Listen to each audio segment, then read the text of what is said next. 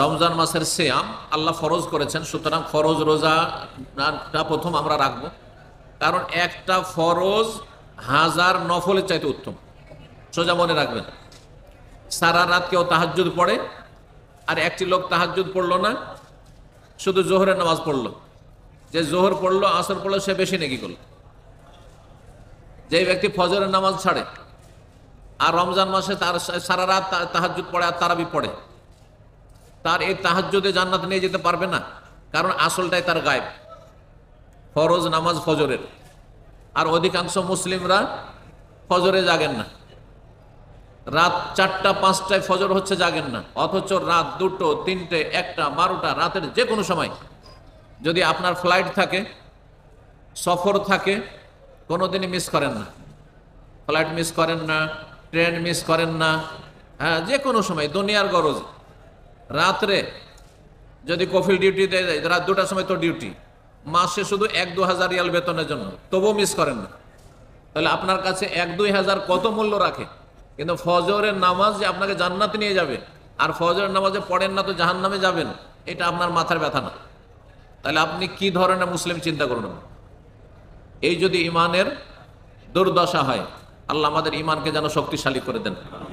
তো এই রমজান মাসের সিয়াম বা রোজার ফজিলত সম্পর্কে আলোচনা করব। 1 নম্বর ফজিলত গতকালকে বলেছি, তা হচ্ছে যে রোজা রাখলে তাকওয়া অর্জন হয়, আল্লাহর ভয় ভীতি মানুষের মধ্যে পয়দা হয় সহজ ভাষায়। এই জন্য তাকওয়ার মানে ইত্তাকুল্লাহ, মানে আল্লাহকে ভয় করা, আল্লাহর ভয়ে ভালো কাজ করা, ভালো কথা বলা, আর আল্লাহর ভয়ে মন্দ কথা কাজ থেকে বেঁচে থাকা, এর নাম তাকওয়া। লাআল্লাকুম তাত্তাকুন, রোজা রাখলে মানুষের অন্তরে আল্লাহর ভয় ভীতি হয়। যারা গাড়ি চালান তারা ভালো করে বুঝতে পারছেন, আমিও বুঝি। রমজান মাসে আশেপাশে যারা গাড়ি চালায় ভদ্র হয়ে যায় অনেকটা, এই দেশে বিশেষ করে। এখানে যেহেতু আমরা গাড়ি চালাচ্ছি, দেখেন অনেক ভদ্র, আপনাকে ওইভাবে ডিস্টার্ব করবে না, আর কষ্ট দেবে না সহজে। আর মোট কথা অনেক পার্থক্য। যেদিন থেকে রমজান শুরু হয়েছে, আশেপাশে যারা আমাদের গাড়ি চালাচ্ছে, মেলা খারাপ লোক গাড়ি চালাচ্ছে, উশৃঙ্খল, হ্যাঁ, তারপরে আত্মহংকার, দাম্ভিকতা, সে আপনাকে যেতে দেবে না, সে আগে যাবে, হ্যাঁ, সে সামান্য স্লো করবে না, তার জন্য মানহানি, সামান্য গাড়ি স্লো করা। এই যে বদচরিত্রগুলি আছে মুসলিম সমাজে, এগুলো রমজান মাস আসলে অনেকটা ঠান্ডা হয়ে যায়, ওই অভদ্রগুলো ভদ্র হয়ে যায় অনেকটা। কিন্তু যেই রমজান শেষ আবার ওই ফিরে আসবে, এটা দীর্ঘদিন আমি দেখছি।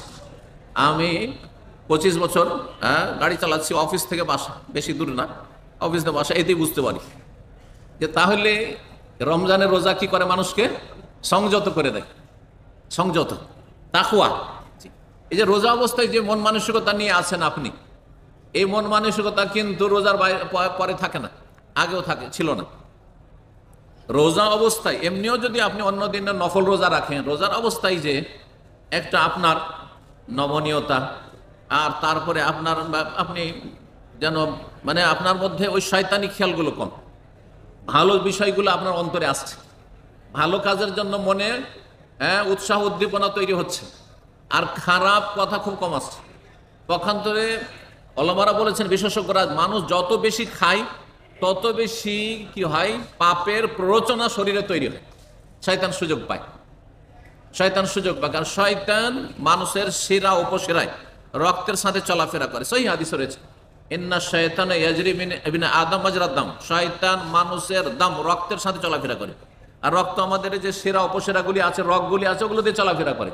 যখন মানুষ বেশি খায় তখন রক্তের স্পিড বেড়ে যায়, রক্তের স্পিড বেড়ে যায়। এই জন্য না খেয়ে থাকেন, প্রেশার লো হয়ে যাবে, আর বেশি খান প্রেশার বাড়বে। খালি পেটে প্রেশার মাপেন যাদের প্রেশার আছে, আর ভরা পেটে প্রেশার মাপেন, হঠাৎ করে বেড়ে যাবে। তো শয়তান তখন কি হয়, শয়তান যেহেতু ওই রাস্তাগুলি দিয়ে রক্তের সাথে চলাফেরা করছে, এই শক্তি আল্লাহ শয়তানকে দিয়েছে, ইবলিস শয়তানকে, আর ইবলিস শয়তানের চালাদেরকে, জিন শয়তানকে।